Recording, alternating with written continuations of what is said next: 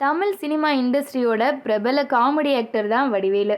எந்த அளவுக்கு வடிவேலு புகழ் அடைஞ்சிருக்காரோ அதே அளவு சர்ச்சைகளையும் சந்திச்சிருக்காரு.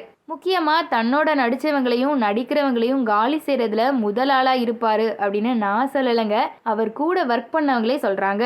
இந்த நிலையில பிரபல காமெடி நடிகை ஆர்த்தி சமீபத்தில் ஒரு தனியார் யூடியூப் சேனலுக்கு ஒரு இன்டர்வியூ கொடுத்திருக்காங்க.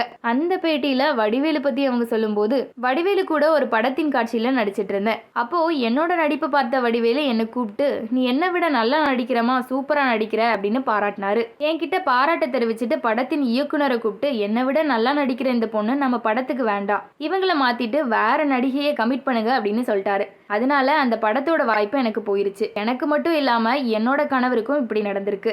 இம்சை அரசன் 24ஆம் புலிகேசி படத்துல என்னோட கணவர் கணேஷ் நடிக்க இருந்தாரு. ஆனா அந்த படத்துக்கு கணேஷ் வேண்டாம் அப்படின்னு சொன்னதே வடிவேல் தான். அதனால அவர் அந்த படத்துல இருந்து தூக்கிட்டாங்க. பொதுவா நடிகர்களோ நடிகைகளோ நல்லா நடிச்சாங்கன்னா நமக்கு போட்டியா வந்துருவாங்களோ அப்படின்னு வளர்ந்த நடிகர்கள் நினைப்பாங்க. ஆனா வடிவேல் மட்டும் தன்னை விட வேறு யாராவது நல்லா நடிச்சா அவங்க நடிக்கவே கூடாது அப்படிங்கிற கொள்கையோட இருப்பாரு. பாம்பு என்றால் கொத்தும், அதுதான் அதோட குணம். அதுபோலதான் வடிவேலின் குணத்தை யாராலையும் மாற்ற முடியாது அப்படின்னு சொல்லியிருக்காங்க.